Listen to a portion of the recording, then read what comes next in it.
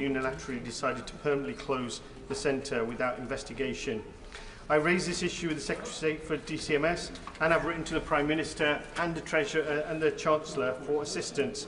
Will the Deputy Prime Minister facilitate an update to me on this issue? Secretary of State.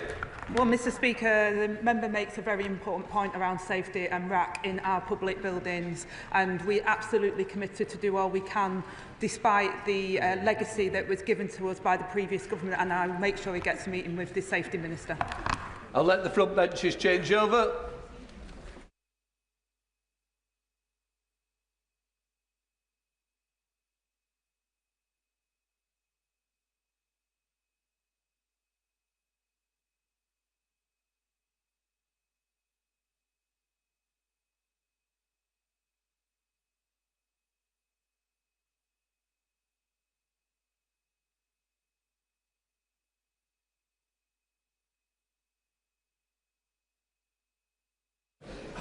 We now come to the statement on Ukraine. I call the Prime Minister. Thank you, Mr Speaker.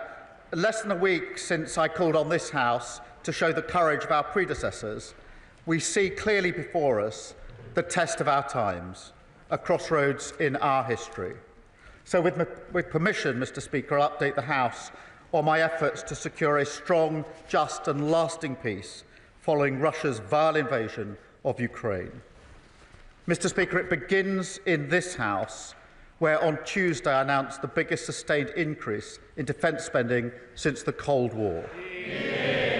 A recognition of the fact that once again we live in an era where peace in Europe depends upon strength and deterrence, but also a rediscovery of the old post-war argument long held on these benches, that economic security is national security.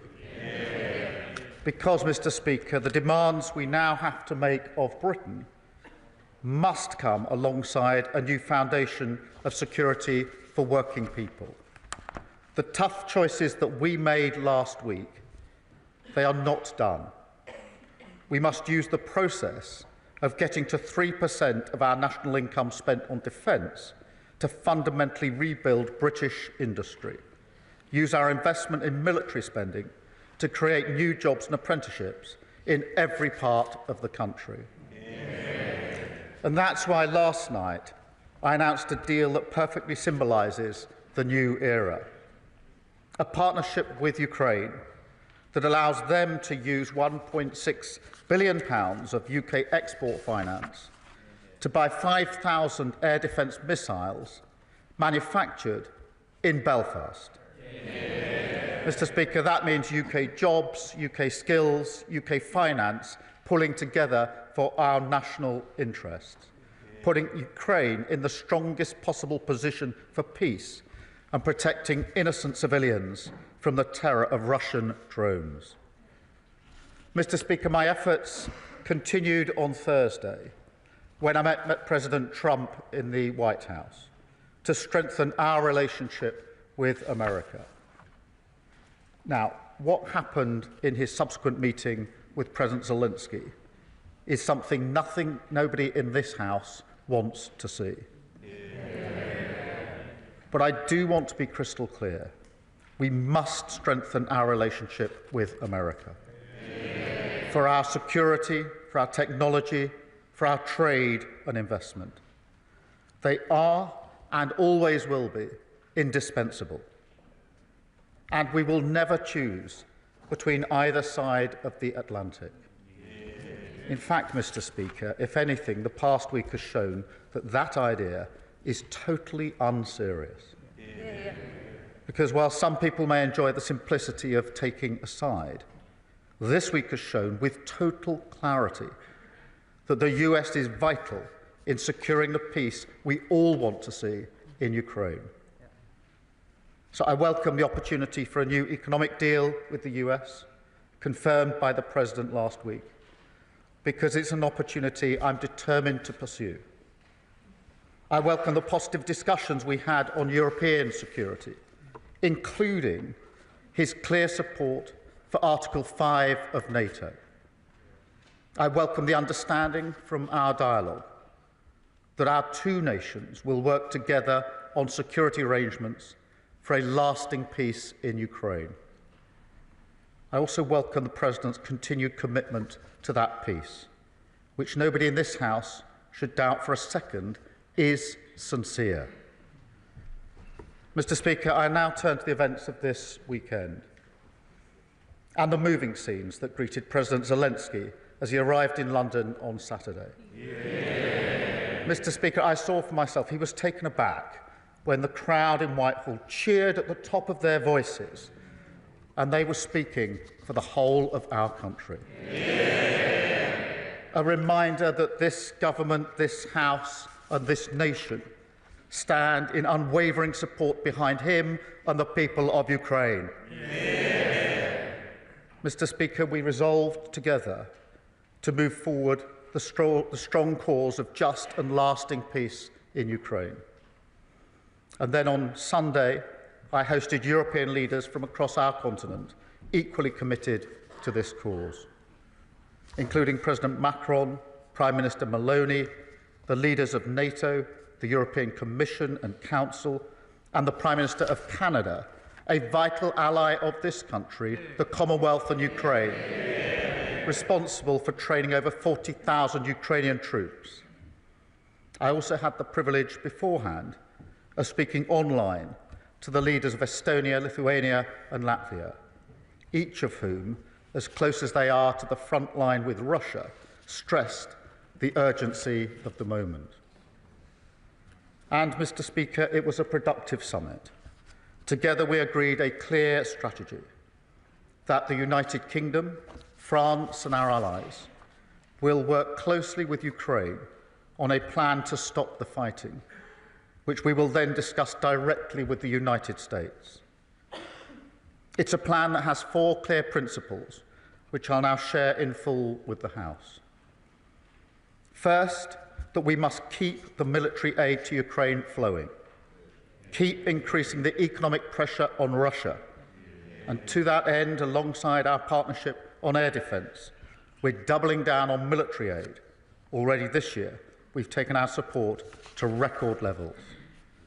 But on Saturday, we also agreed a new £2.2 billion loan for Ukraine, backed not by the British taxpayer, but by the profits from frozen Russian assets. Yeah. Second, Mr. Speaker, we agreed that any lasting peace must guarantee the sovereignty and security of Ukraine, and that Ukraine must be at the table when negotiating their future. That is absolutely vital. Yeah. Third, we agreed that in the event of a peace deal, we will continue to boost Ukraine's defences and Ukraine's deterrence. And finally, fourth, we agreed to develop a coalition of the willing, ready to defend a deal in Ukraine and guarantee the peace. Mr. Speaker, after all, the Ukrainian position is completely understandable. For them, the war did not begin 3 years ago. That was merely the latest and most brutal escalation. They have signed agreements with Putin before. They've experienced the nature of his diplomacy and the calibre of his word. We cannot accept a weak deal like Minsk again. No, we must proceed with strength, and that does now require urgently a coalition of the willing. Mr. Speaker, we agreed on Sunday that those willing to play a role in this will intensify planning now. And as this House would expect, Britain will play a leading role with, if necessary, and together with others, boots on the ground and planes in the air. Mr. Speaker, it is right that Europe do the heavy lifting to support peace on our continent. But to succeed, this effort must also have strong US backing. I want to assure this House I take none of this lightly. I've visited British troops in Estonia, and no aspect of my role weighs more heavily than the deployment of British troops in the service of defence and security in Europe. And yet I do feel very strongly that the future of Ukraine is vital for our national security. Russia is a menace in our waters and skies. They've launched cyber attacks on our NHS, assassination attempts in our streets. In this House, we stand by Ukraine because it's the right thing to do.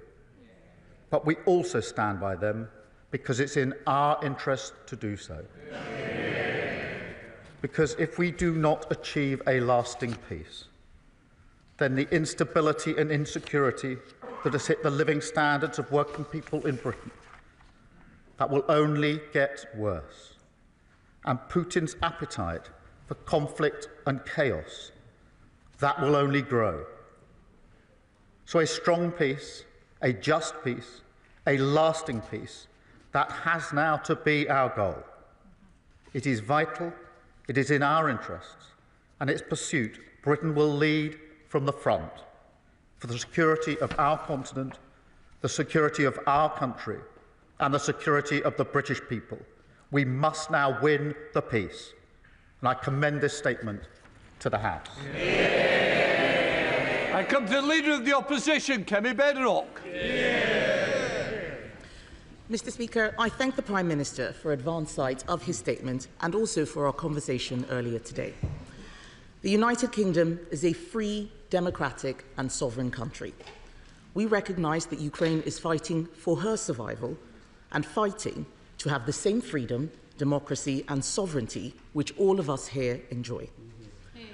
That is why both the opposition and the government are fully committed to supporting Ukraine and President Zelensky. I was also glad to see His Majesty the King welcome President Zelensky at Sandringham. As I said at the weekend, President Zelensky is a hero. He is a symbol of the bravery of the Ukrainian people. There are, of course, many areas where the Prime Minister and I disagree, but now is the time for us to discuss where we do agree. I welcome all of his actions this weekend to convene European leaders, as well as the focus on economic security using UK export finance to support British jobs. As the Prime Minister knows, we welcomed the uplift in defence spending to 2.5% of GDP by 2027. We also support the use of foreign aid to achieve this. We welcome a commitment to reach 3% in the years ahead, and we will support him in taking difficult spending decisions, including on welfare. And we will return to the details of how the government will fund this in the near future. But for now, it is right that the Prime Minister is working with allies in Europe and with the United States to bring peace to Ukraine and not a surrender to Russia. As part of this, the Prime Minister has suggested that British troops could be deployed in Ukraine. There are obviously a range of possible options for what such a deployment could look like, and we are keen to work with the government, but we will need details of any such plan. This will be a difficult but significant step. I know many in Parliament and across our country will be interested in what this entails, and I ask him to work with us so there can be effective scrutiny. I also welcome the coalition of the willing to support Ukraine and agree that Europe must do the heavy lifting. So can I ask the Prime Minister to update us on what European and other allies are willing to offer towards this coalition? Can I welcome the use of the proceeds from frozen Russian assets to support Ukraine, and ask the Prime Minister if he has plans to go further and use the frozen assets themselves? Can I ask him for an update on the government's sanctions on Russian-linked individuals and for confirmation that such sanctions would not be lifted in the event of a ceasefire? Can I ask the Prime Minister to update us on the steps he and other allies are taking to ensure that Ukraine is at the negotiating table for any peace plan and what he thinks can be done to heal the rift with Washington? As the Prime Minister referenced in his speech, the Minsk agreements of 2015 failed to stop Russian aggression and ultimately did not return Ukraine's territorial integrity. His second principle is that any lasting peace guarantees the sovereignty of Ukraine. So can I finally ask how the Prime Minister will work to ensure we avoid a repeat of the Minsk agreements and how we can ensure that any peace fully protects Ukrainian sovereignty? At times like these, it is so important that we stand together to defend shared values and the fundamental, basic principle that aggressors should not win. The Prime Minister will have our support to do that and to ensure that we continue to uphold those values all of us in this Parliament hold dear. Prime Minister. Can I thank her for her message and our discussion this morning? And can I thank the Leader of the Opposition for her support for the measures that we are taking. It matters across this House that we are united on this issue. It matters to the Ukrainians and to President Zelensky.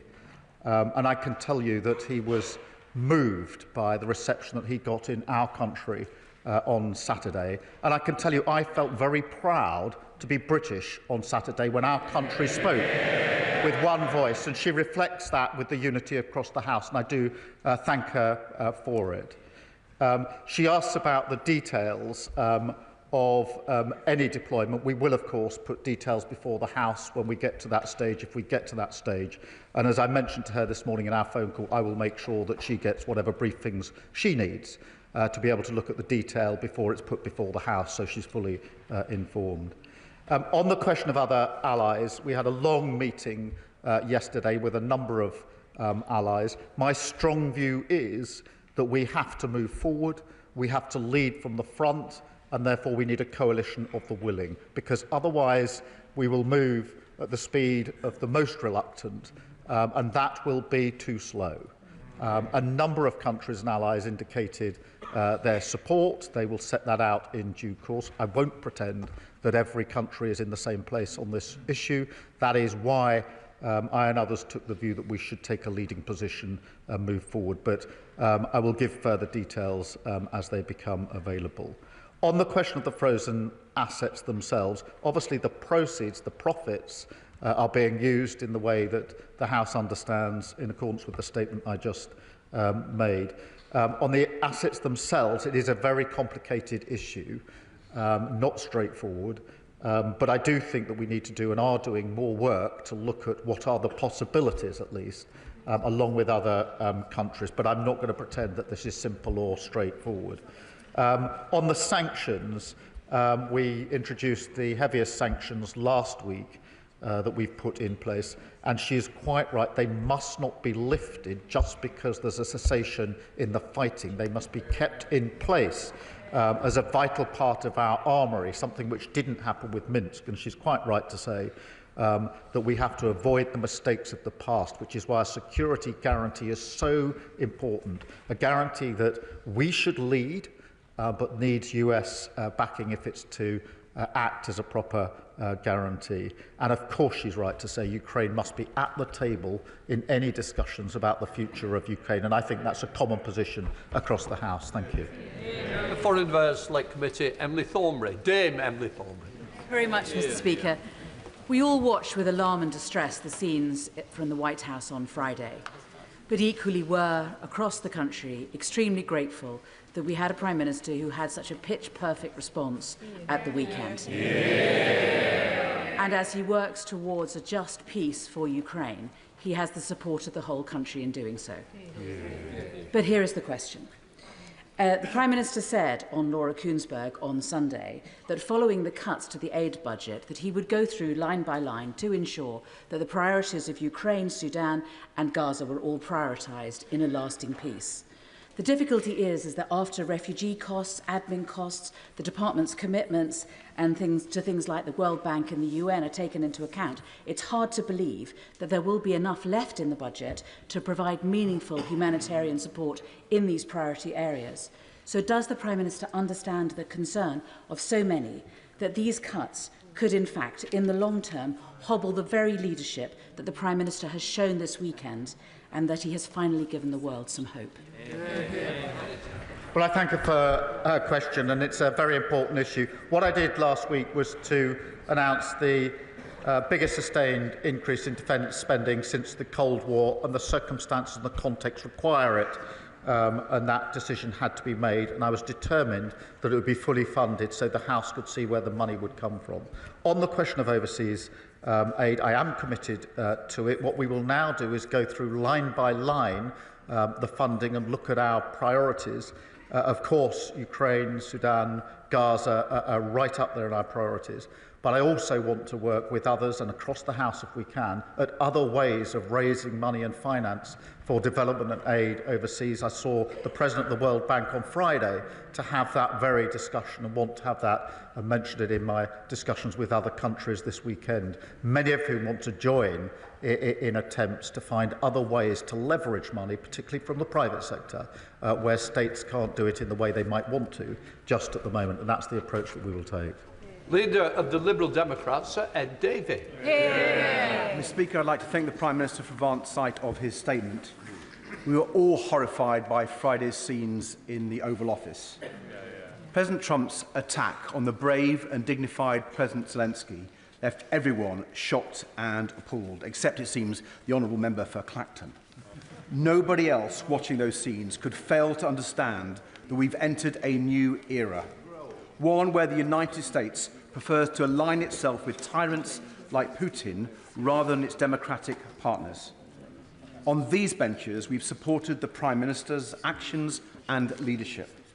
Britain leading the world, as we have so many times in the past, bringing together Europe and Canada in London to work towards a just peace that guarantees Ukraine's sovereignty and security. But, Mr. Speaker, we need to reduce our dependency on the United States. Because I say with deep regret, I fear that President Trump is not a reliable ally with respect to Russia. And with that regard, did the Prime Minister discuss with our European allies our proposals for a new rearmament bank and for seizing the tens of billions of pounds worth of Russian assets to support Ukraine? And in his conversations with the Canadian Prime Minister, was he clear that we stand with our Commonwealth ally in the face of President Trump's threats? Mr. Speaker, many of us were confused by Lord Mandelson's comments yesterday. So can the Prime Minister confirm that they do not represent government policy? And does he agree that the British ambassador should not be freelancing on American TV? Mr. Speaker, the Prime Minister will have our support if the UK continues to lead with our European and Commonwealth allies for Ukraine's defence and our collective security. I thank him for his question, and he talks about the scene on Friday afternoon. Nobody wants to see that. My response was to recognise the urgency of the need to repair the breach, which is why I spoke to President Trump and President Zelensky on Friday night and again on Saturday night, and are continuing in that work, because for me the single most important thing is lasting peace in Europe and Ukraine, and nothing is going to deter me from that or lose my focus on that. On the dependency on the US, I don't agree with him. The US and the UK have the closest of relationships. Our defence, our security, our intelligence are completely intertwined. No two countries are as close as our two countries, and it'd be a huge mistake at a time like this to suggest that any weakening of that link is the way forward for security and defence in Europe. On the question of a rearmament bank, yes, I do think we should continue discussions with others as to what the possibilities could be, and that formed some of the discussion yesterday with our allies. Again, on assets, he knows the situation is complicated, but there are ongoing discussions. I spoke at length with the Canadian Prime Minister yesterday because we had a bilateral meeting as well as the meeting with other colleagues, in which I was able to assure him of our strong support for Canada, a close ally of ours, a strong supporter of Ukraine, and Canada have led the way on the training that's been so vital to Ukraine. So they were very welcome at the table yesterday. In relation to the ambassador's comments, look, the plan is clear. We're working particularly with the French. I've had extensive conversations with President Macron over the last week, intensively over the weekend, talking to Ukraine as well. Those are going on at the moment, and the intention is to then have discussions with the United States in relation to that plan. So as soon as the details are available, I'll share them with the House, but they are still being worked on at the moment. There's no guarantee of success, but I'm not going to let up until we have done everything we can to ensure peace in Europe and peace for Ukraine. Chair of the Defence-led Committee, Tamarji Singh Desi. Thank you very much, Mr. Speaker. I welcome the Prime Minister's statement and the warmth of his welcome and hugs for President Zelensky and his show of leadership on defence and security matters in our continent as he hosted his Sunday summit of leaders in London. Can the Prime Minister, my right honourable friend, assure the House that in our pursuit for a just, lasting peace, that he will do his level best to convince President Trump to provide security guarantees for Ukraine, and that he will convince those NATO allies not spending 2% on defence to step up to the plate and do much more? Well, on both fronts. Firstly, yes, of course, I'm talking to President Trump about security guarantees. That formed a large part of our discussion on Thursday and our subsequent discussions. I think it is right that Europe does the forward-leaning on this, that we have to do more on security guarantees, but it does need a US backing to those guarantees, and that is the very discussion that I'm having. On the question of spending, I think that across Europe, in this era, we now have to step up on capability, coordination and on spending, and that did form part of our discussions yesterday. James Cleverly. Thank you, Mr. Speaker. I find myself in the strange and rather uncomfortable position of very much agreeing with the Prime Minister on everything he has said today. And whilst I often take great delight in criticism of the government, I think this weekend he has not really put a foot wrong. But he does need to go further. The small increase in defence spending that he announced was welcome, but fundamentally we do need a gear shift on this. I would echo the points made by my right honourable friend, the Leader of the Opposition, that when, and it will be when not if, he has to make some really difficult decisions about balancing defence spending against domestic expenditure, that we will not try and play politics, that we will support him, because we need to send a message now to our friends in Ukraine and to potential aggressors around the world that we take our defence, the defence of our values and the defence of our friends seriously. Well, I thank him for the unity across the House, and he's absolutely right. It sends a message to those who want to challenge our values when they see this House united on either Ukraine or on defence spending. And we have to face this era with confidence and with unity across this House wherever we can. I'd invite him. It's been good to have him agreeing with me. We should do this more often. Alex Sobel. Thank you, Mr. Speaker. I'd first of all like to thank the Prime Minister for the leadership he shown pulling together all our allies yesterday in London and acknowledging the bravery and sacrifice of the people of Ukraine. I was in Ukraine last week. I met with the Mayor of Kharkiv, a frontline city of 2 million people undergoing daily attacks and blackouts from Russian forces. He told me that they had a power project that had been cancelled at short notice, funded by USAID, generating 11.2 megawatts, which would shore up their energy pipeline. Now, where others have stepped back, will we step forward and support projects like that, either from Russian assets or our own aid budget? Well, the whole power supply is hugely important in Ukraine. Let's face it, power and energy has been weaponised by Putin. That is why he's attacking the power supplies to communities across Ukraine. And of course, we will work with them to ensure they have the security and the power supplies that they need as we go forward. Fellow of the House, Edward Lee. Our enemies should know that our Prime Minister has 100% support from us. I noticed in Moscow they're referring to the small size of the British Army. Perhaps the Prime Minister could remind them of what the Kaiser said in 1914 about the contemptible little British Army. And will he tell the President Putin and other tyrants that our army, the most professional in the world, is quite capable of giving as good as it gets? But to continue the historical allusion, as in 1939, if we do stand up to the mark with the French, it's best to have a security guarantee from the Americans. Well, I thank him for his unity, because that is really important. And I think I speak for the whole House in saying we're very proud of our armed forces in everything that they do. They are at the leading edge. They're playing a key part in Ukraine, and they will continue to play a key part in the security and defence of Europe. Dr. Rosanna Allen-Carr. Oh, thank you very much, Mr. Speaker. Can I congratulate the Prime Minister on bringing European leaders together at the weekend and for setting the record straight with JD Vance on the issue of free speech.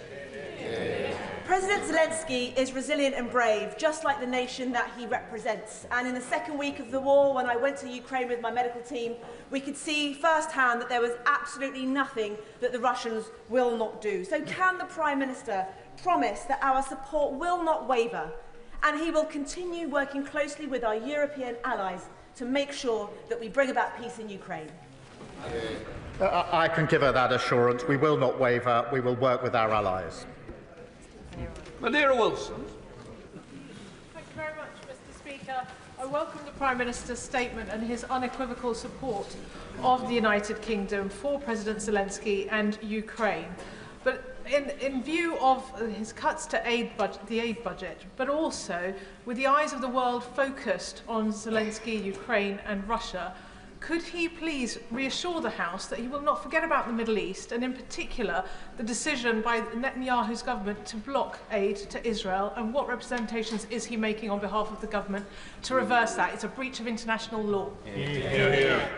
Well, let me be really clear. The decision to block aid into Gaza is completely wrong and should not be supported in this House. On the contrary, what we need is more aid going into Gaza, desperately needed aid at speed and at volume, and we're making those representations. Cat Smith. Speaker, can I congratulate the Prime Minister on his strong leadership in his response to the fast-moving events of the weekend, and ask whether or not he will recommit to increasing international aid spending to 0.7% when the fiscal circumstances allow? Yes, I do want to restore aid and development funding as soon as fiscal events allow. It's a principle I believe in. I'm proud of what we've done. In the meantime, I want to explore with others what other levers we can have to increase aid and development without necessarily increasing the spend within the government budget. Stephen Flynn. Speaker, there are many issues on which the Prime Minister and I will passionately disagree, but when it comes to the security of Ukraine and support for President Zelensky, we are of course united. And I too would wish to commend the Prime Minister on his announcement yesterday, and indeed his leadership in the summit with our European allies and indeed our Canadian allies too. Unfortunately, this afternoon it's been reported that President Trump is set to meet with American aides to discuss withdrawing military aid to Ukraine.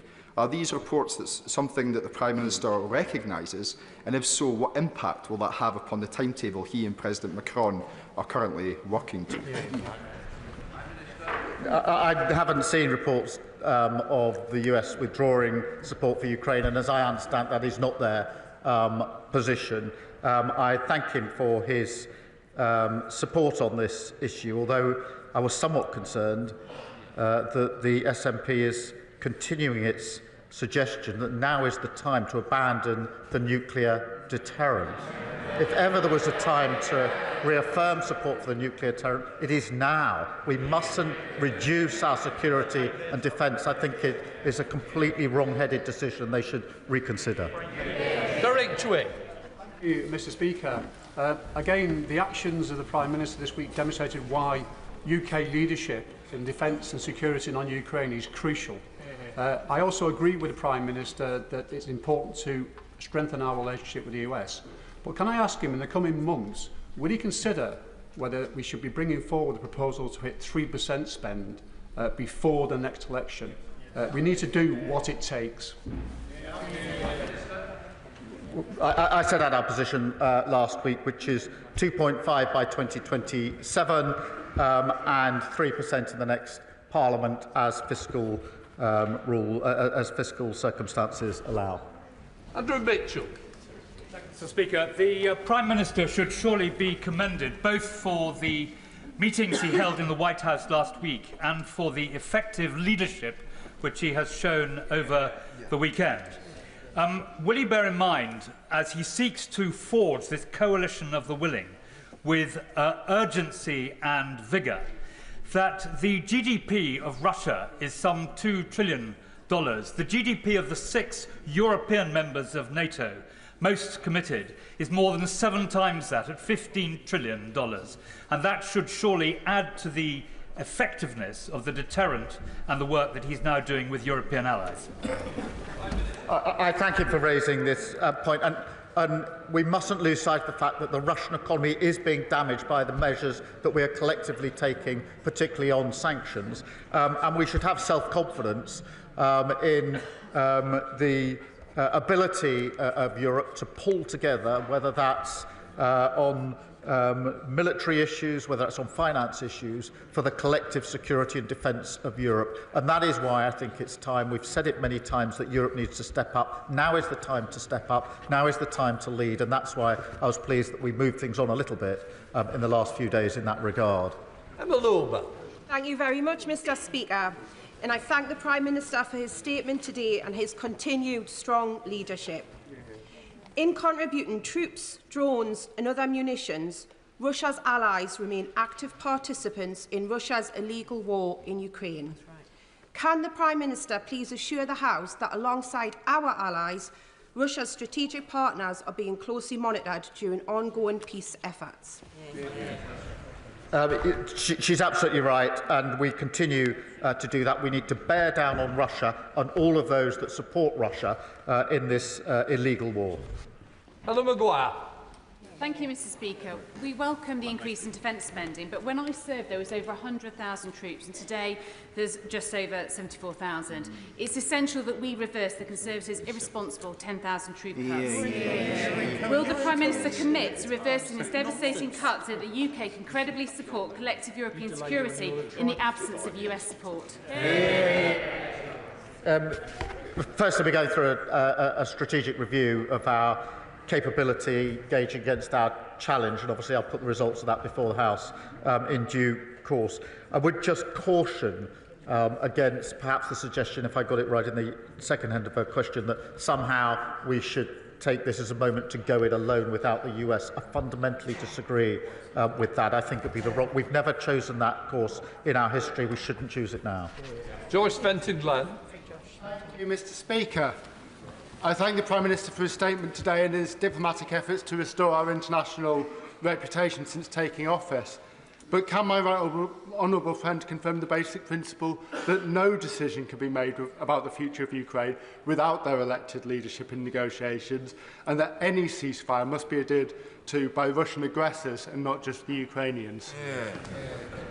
I agree on both propositions. Ukraine needs to be at the table. There have to be security guarantees, because we know from history that Putin does not honour agreements that don't have security guarantees. That's precisely why we need one.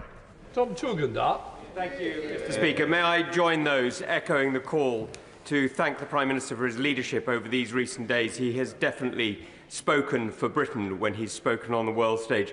May I ask him to join me in thanking those parliamentary staffers who, while he was doing that, were driving aid to Ukraine.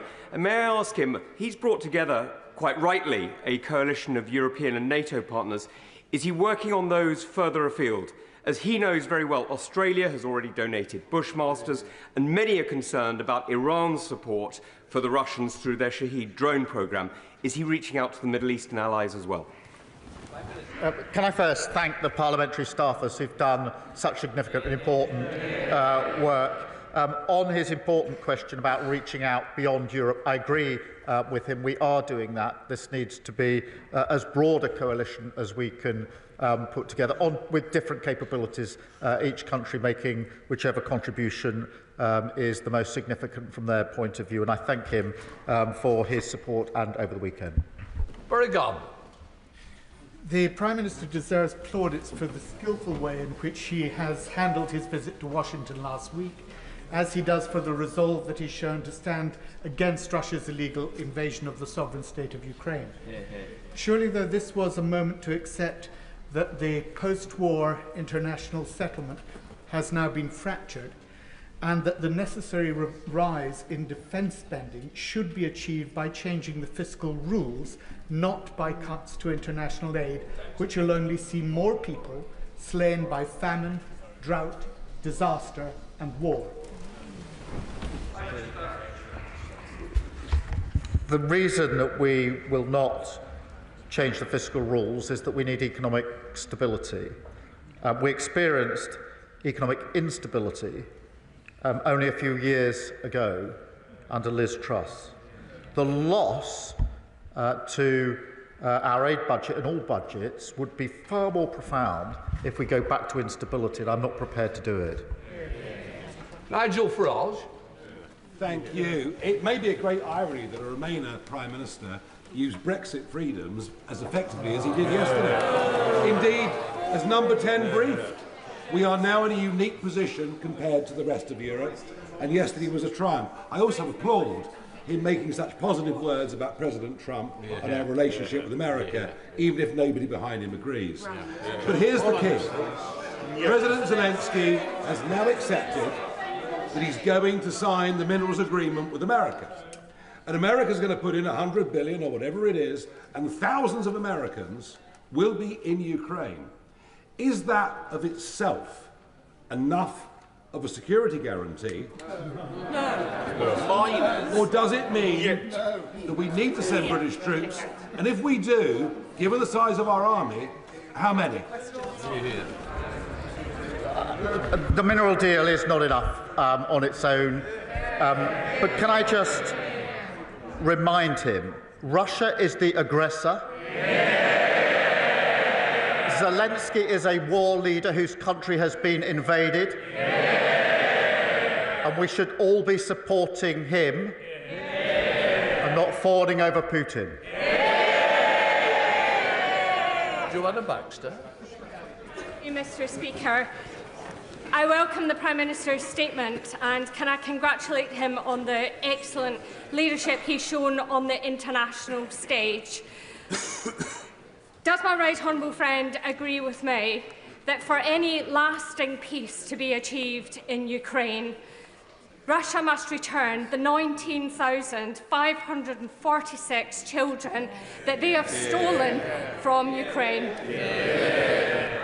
Well, I thank her for raising this issue because this is absolutely crucial. It's a moral outrage that these children have been taken, and of course we must ensure their safe return, and that has to be part of any discussion, but she's quite right to raise it. We should do so more often. Sir Roger Gale. Mr. Speaker, the Leader of the Opposition has quite rightly and properly shown her support for the Prime Minister's position, and I hope that he'll take comfort from the fact that he has the support of at least these backbenches as well.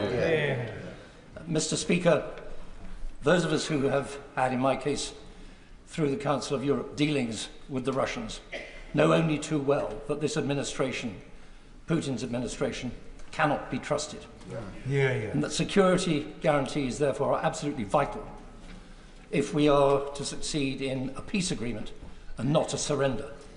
A surrender would lead to the inevitable further extent of activities in Georgia and Moldova, and then possibly in the Baltic states as well. Is that not right?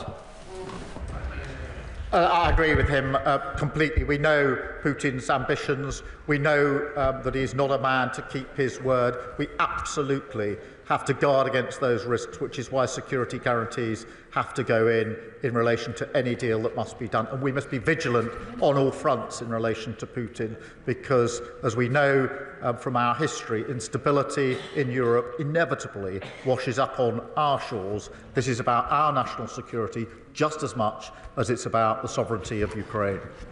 Oliver Ryan. Thank you, Mr. Speaker. Can I praise in the strongest possible terms the Prime Minister's strong and pitch-perfect leadership, particularly when it's come to the defence budget increase, and his statesmanship through this difficult time. He's spoken for the nation and indeed been the leader of the free world this past few days.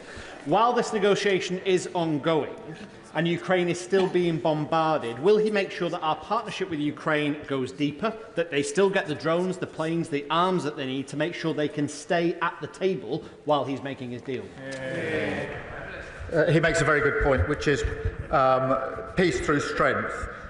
It is vitally important that Ukraine's put in the strongest possible position to fight on if necessary. There may not be a deal, or to be in the strongest position to negotiate if there are negotiations. On both fronts, we mustn't let up. On the contrary, we should double down and provide more support.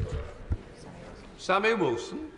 Speaker, and on behalf of my party, I also congratulate the Prime Minister on the work that he has done this week, both in America and here in the United Kingdom. He has made a commitment to putting support to Ukraine for defend any peace agreement.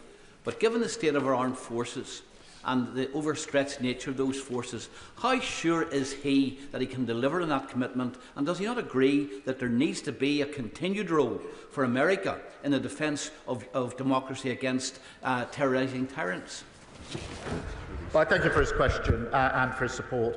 I do have confidence that we have the necessary capability. I don't take these considerations lightly. He's absolutely right that we should do this in conjunction with the US, working in the way that we have for many decades now, that has ensured peace here and in Europe. We should continue to work in that way. Muraz, Mr. Speaker. I'd like to thank the Prime Minister's careful and considerate leadership this weekend. Does he agree with me that Putin will feast on Western division, and the only people smiling on Saturday were people in Moscow, Tehran and Tbilisi, and that at this delicate moment it is vitally important that every corner of this House continues to show the united front that the country expects and the House has shown over the last 3 years?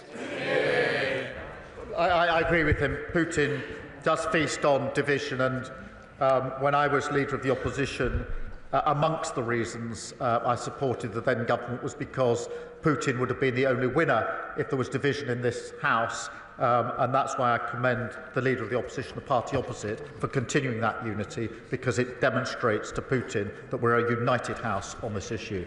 Sir Bernard. Thank you, Mr. Speaker. Can I just point out that President J.D. Vance seems to be in favour of free speech, but not free nations. And isn't it, don't we also have to point out what others are saying is there is no history of Vladimir Putin proving a trustworthy treaty maker, and that there can be no security, there is no path to a peace in Ukraine that is secure without the engagement of the Americans, the failure of their support risking a wider war in Europe that would inevitably draw them in. Can we quietly and diplomatically keep making those points to the White House so that we have a chance of peace in our continent? Well, he's quite right. The history is that Putin is untrustworthy. That is why Ukrainians are so concerned that there should be a security guarantee in relation to any deal. They've been here before. They've seen the credibility of his word. They know he's untrustworthy. That is why they're so concerned. We share their concern. We're working with them. He's quite right that we need the US to be working alongside us and with us in the way we have done for decades to ensure the security and defence of Europe. And I will continue to ensure I can do everything I can to ensure that that arrangement that has proved so successful, the alliance that is NATO, the most successful, important alliance we've ever had, continues and goes from strength to strength. Calvin Bailey. Thank you, Mr. Speaker. The Prime Minister has our gratitude for steering a very difficult path over recent days, and I welcome his statement earlier.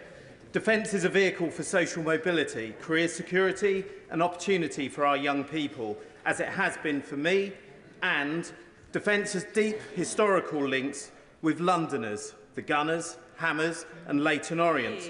But many Londoners are not actively engaged by defence at present. Would the Prime Minister agree with me that we must engage every part of our country, not only with the serious challenge we face, but with the opportunities too? I do think this needs to be a whole-nation approach, including young people. This morning, we had a number of small businesses in the defence sector with apprentices, with young people, who explained to me why they wanted to work in the defence sector, and that was not only the secure, well-paid, skilled job that they would get, but also the pride that they would feel in working in defence and security of their country. Leila Brown. Following that question before me, actually the opportunities are not just for defence, they're also for the NHS.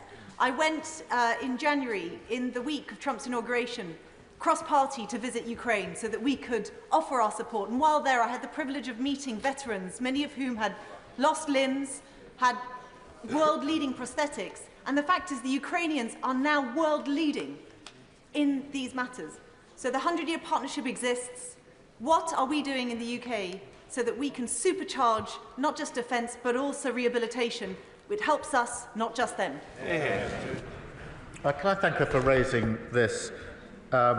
When I went to Kyiv just the other week, there were many moving aspects, but one was the NHS, or some of our NHS workers, in a burns unit hospital in Kyiv, where I met some that had returned from the front line with the most appalling burns.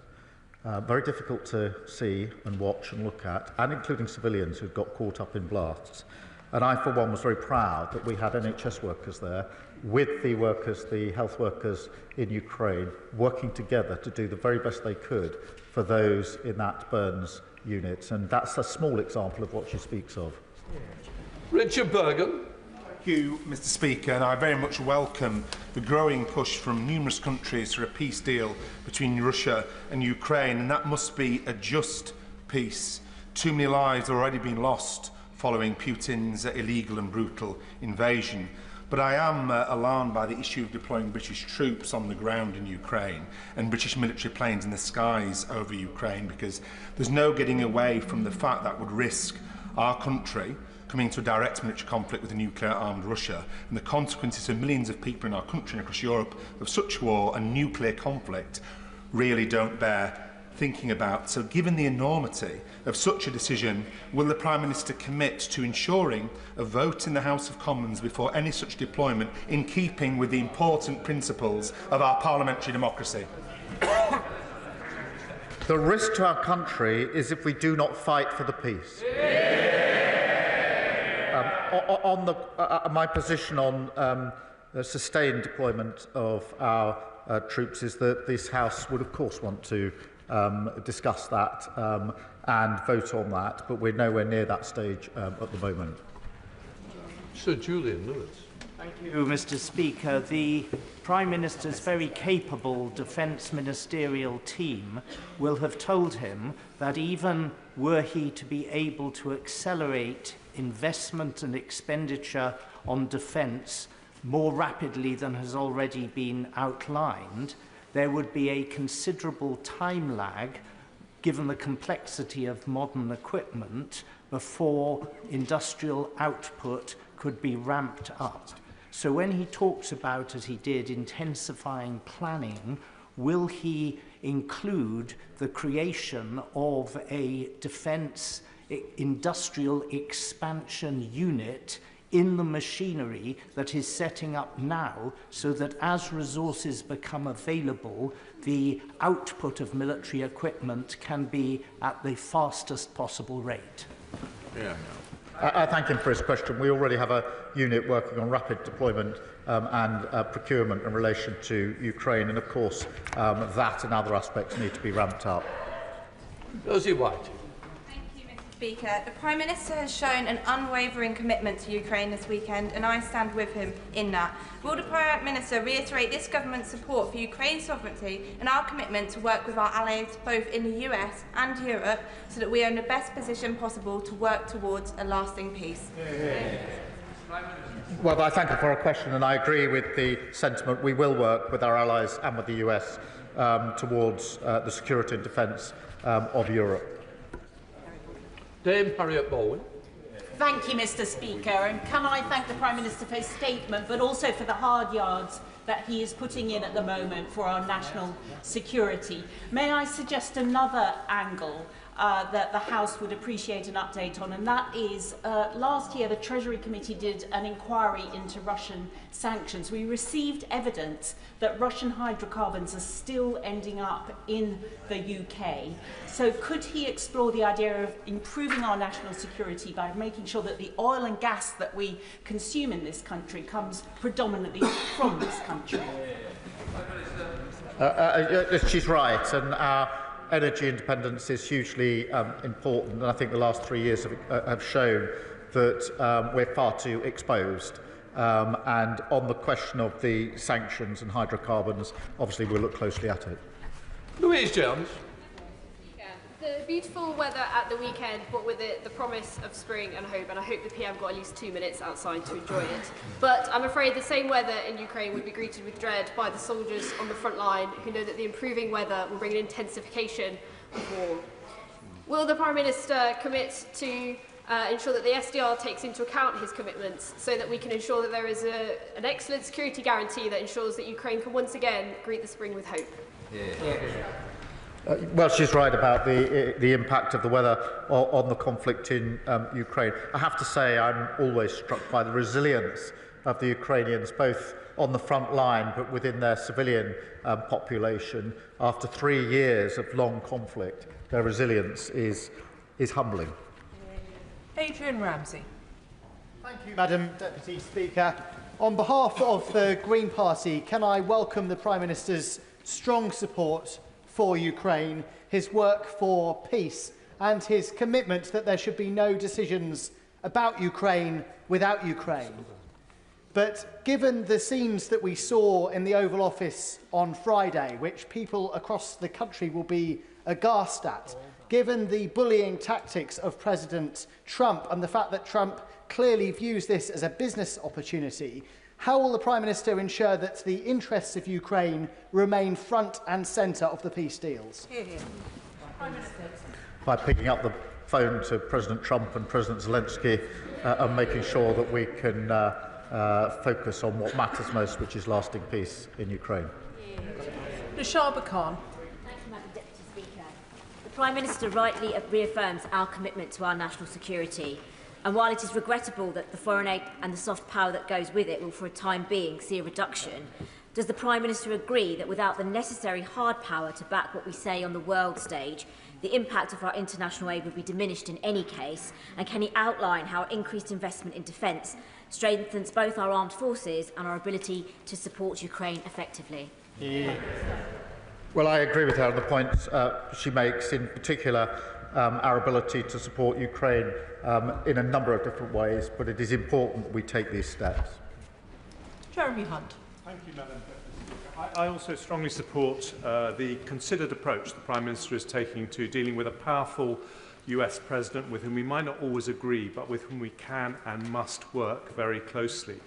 Does he agree that one of the best ways we could persuade the US that any security backstop is temporary is not just for us to ramp up defence spending, but for European NATO countries to agree to a new 3% target within a specified time period, a new target that would show him that it wouldn't be forever? And has he had any discussions with Secretary-General Rutte along those lines? Well, can I thank him for his support? I really do appreciate it. On the question of European defence spend, yes, we do need to ramp up, and that is the discussion that's going on at the moment. And I am in near constant discussion with Mark Rutte at NATO on this issue and many others, as he will appreciate over the last few days. Jonathan Brash. Thank you, Madam Deputy Speaker. Can I thank the Prime Minister for his leadership over the last week? Our Europe is more united thanks to his actions. Our ties with the United States deepened as a result of his actions, and critically, Ukraine is better supported as a result of his actions. Our nation walks taller this week thanks to what the Prime Minister has done in the last week. Does he agree with me that as part of our ramping up of defence spending, we have to look at defence procurement so that if our brave men and women do find themselves on the ground in Ukraine, they have the equipment and the support they need to do their job? We do have to ramp up and improve our procurement because we have to ensure that as we increase defence spending, we get absolute value for money and we get the best capability for the money that we are spending, and that means being much, much clearer and tighter on our procurement. Alistair Carmichael. Thank you, Madam Deputy Speaker. 3 years ago, the sale of Chelsea Football Club realised £2.5 billion, which was to be used for the benefit of Ukraine. But today, that money remains frozen, and as Lyra Nightingale of Redress was saying this morning, there is a total lack of transparency about who has it and when it is going to be released. So can the Prime Minister tell the House when that money will be released for the purpose that it was intended, the people of Ukraine? Well, the whole issue of assets and frozen assets is something that is on the one hand complicated, but I agree with the sentiment across the House that it's time to look at what options might be available. I don't think we should do that on our own. I think that needs to be done in conjunction with other countries, but it is fiendishly complicated, which is why it hasn't been done so far. Gordon McKee. Thank you. Not for a long time has a British Prime Minister been so important on the world stage, and the Prime Minister rightly deserves the support of the whole House for that. Now, to protect our security, we've got to make use of our incredible technology, but often government procurement doesn't work for rapidly growing start-ups. So can the Prime Minister tell me, will the Defence Industrial Review look at how we improve procurement so that we can make our technological advantage count? Yes, we will. And today we announced a new unit and targets for small and medium enterprises, and I was very pleased to be able to welcome some of them to Downing Street earlier on today. Andrew Murison. Madam Deputy Speaker, I have the honour and privilege of representing a very large number of servicemen and servicewomen and their families, and they will be looking at this very anxiously indeed. Whilst they always stand ready to do their duty, would the Prime Minister agree with me that it would be utter folly if the United Kingdom or France or Norway or Canada sent their sons and daughters into harm's way without all necessary security guarantees from the United States? I do agree with him, and that's why I'm working so hard on security guarantees that are worthy of the name. That is forward-leaning European element, but with a US backstop, US backing, which is vital if it's to act as a guarantee. And of course, that's uppermost in my mind. Gregor Poynton. Madam Deputy Speaker, I'd like to thank the Prime Minister for his statement and the leadership he's showing at this moment of uncertainty. I think the quality of the contributions from right across the House today is on this Parliament and this country rising to meet the moment. That's why it was so disappointing, but perhaps not surprising, the Westminster leader of the SNP chose this weekend to make such juvenile and childish statements. Does he agree with me that the SNP's leader's juvenile post on social media, or his party's fundamentally unserious approach to our nuclear defence and deterrent, shows that SNP cannot be trusted on the serious matter of the nation's defence? Look, I mean, different people will respond in different ways. Some will take to the keyboard as warriors. I picked up the phone to world leaders to try and resolve the situation.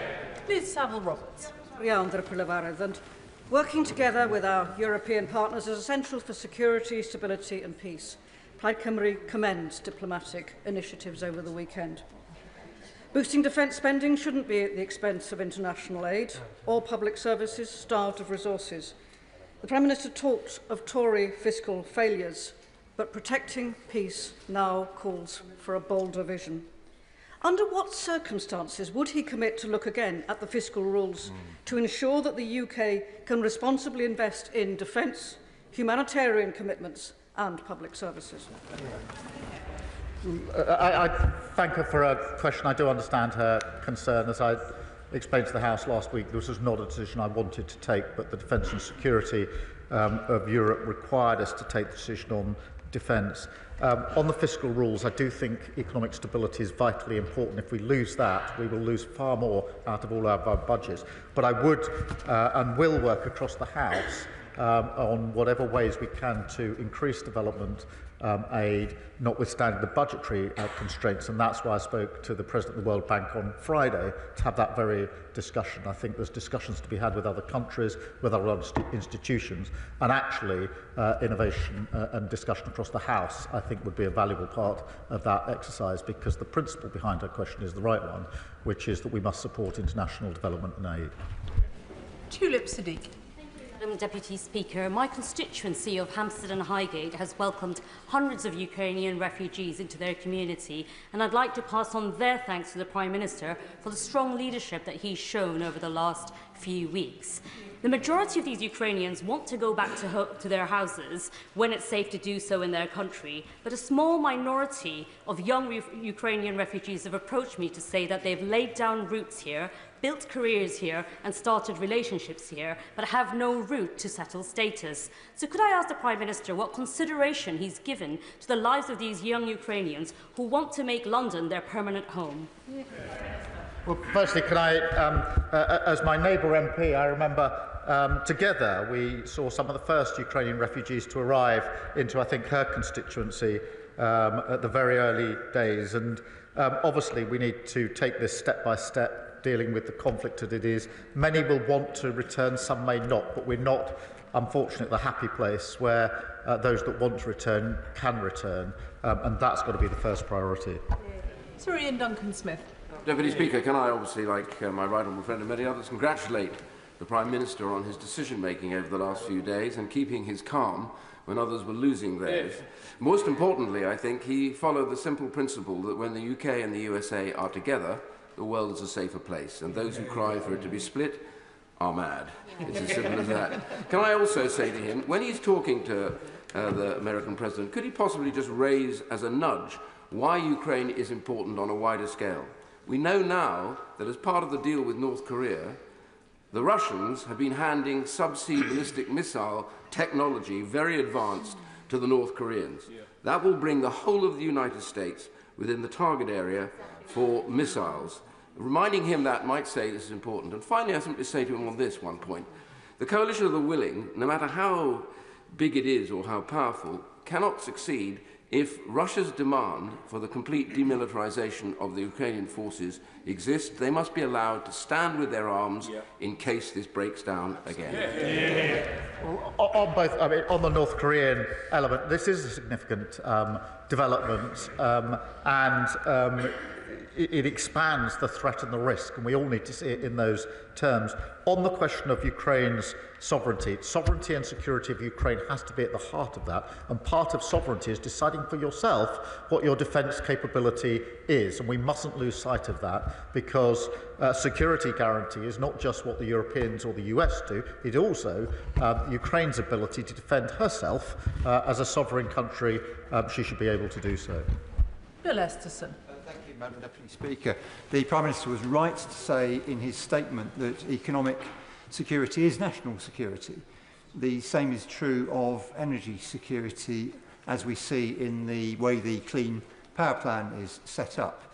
So can I encourage my right honourable friend to use the success we have in this country in developing alternative energy technology to support Ukraine in giving it energy and national security, while we do the same here?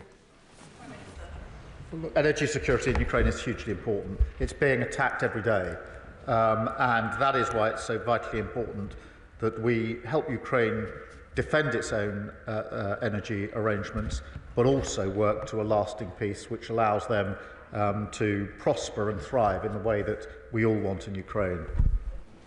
Vicky Slade. Deputy Speaker, I welcome the Government's commitment to increasing defence spending, but I am troubled by it being done entirely on the back of the overseas development aid budget, and I hope he'll keep an open mind into alternatives. And it was reassuring to see the uplift in the air missiles explicitly being linked to British jobs in Northern Ireland. So what assurance can he give that defence spending on new equipment, be it weapons, kit and tech like drones and IT, will be focused on UK manufacturing and innovation, so boosting British growth? Well, I thank her for her question, and I'm really pleased that the announcement we made over the weekend was for jobs in Belfast. hugely important. And that's the model we should follow, that as we ramp up defence spending and capability, we should be looking predominantly at that supporting UK jobs, UK economy, and the secure, skilled jobs that go with it should be in our economy, because economic security is important in the UK, just as defence and security is important. Stella Creasy. Thank you, Madam Deputy Speaker. Can I join with those thanking the Prime Minister for setting out how clearly the safety of the world relies on this moment and the future of Ukraine. And Madam Deputy Speaker, I for one am saddened that the member for Clacton is no longer in his place, because he might learn a thing or two, given that his previous advice to Prime Ministers was that President Macron, when he was elected, would loathe us and would be anti-British. How out of depth and out of touch with the British national interest that advice is, given the coalition that the Prime Minister is building and the concern that all of us have to use resources effectively. Could he tell us a little bit more about what conversations he's had with our European allies about how we can reduce the duplication of effort involved in the plans going forward, please? Prime Minister. Well, I thank her for a question. I do think it's important we work with our European allies, whether that's ramping up spending or capability, but the point she makes about coordination is also important. We have to learn the lessons of the last 3 years. Many European allies and others have provided capability to Ukraine, but it hasn't been coordinated enough. And our collective security and defence, to my mind, requires that we coordinate our efforts much more closely as well. Sir John Whittingdale. Thank you, Madam Deputy Speaker. Does the Prime Minister share my concern and sadness that any settlement appears to involve acceptance of the Russian occupation of parts of the sovereign territory of Ukraine? And will he recognise that the Baltic nations will now feel even more exposed? And while I welcome his telephone conversations with the leaders at the weekend, can he give an assurance that they will be at the table for any future discussions of European security?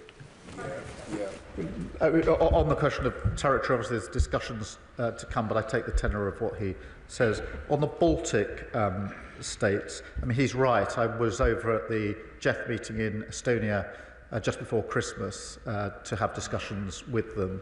I've been to the front line in Estonia twice now, where we've got British troops. They feel very immediately the threat for very obvious reasons. I spoke to them yesterday morning at some length, and I assured them that we need to look at the configuration again when we have meetings of European and other allies to make sure the Baltic states are properly represented, because for them the threat is very, very clear and very, very near. David Burton-Sampson. Thank you, Madam Deputy Speaker, and I thank the Prime Minister for his statement and his outstanding global leadership that he's showing on this issue.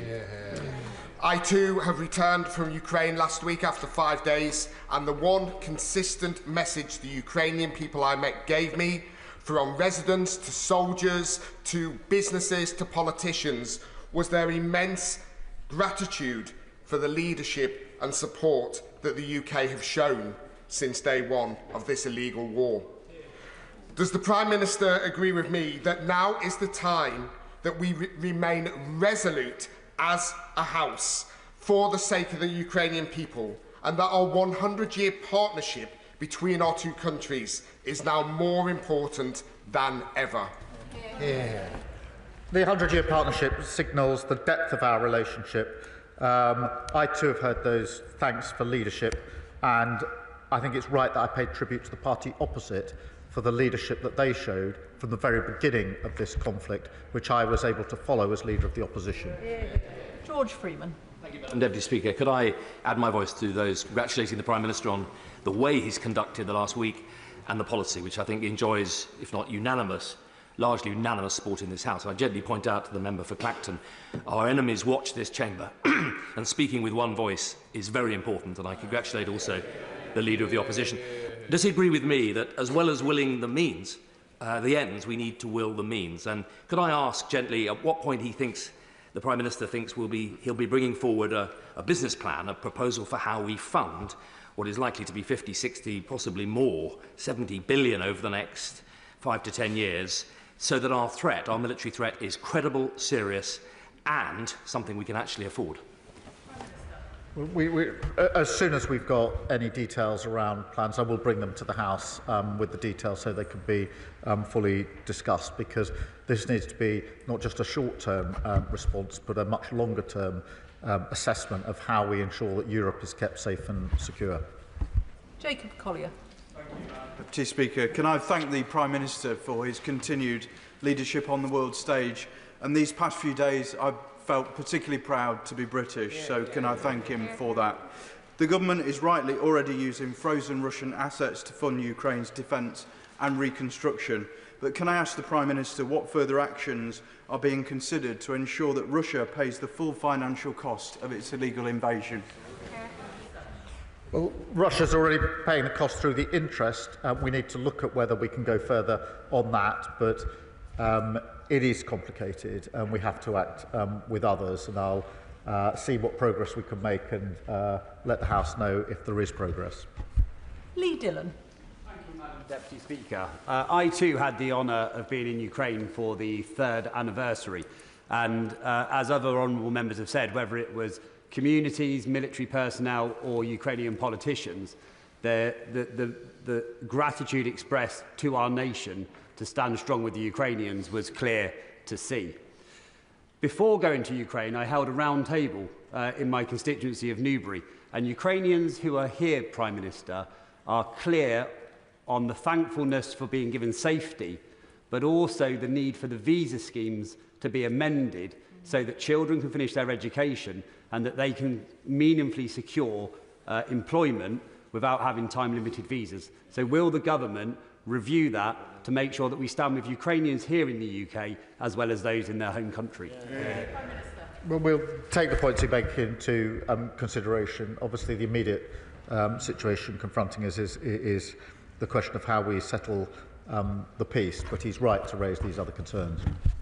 James Frith. Thank you, Madam Deputy Speaker.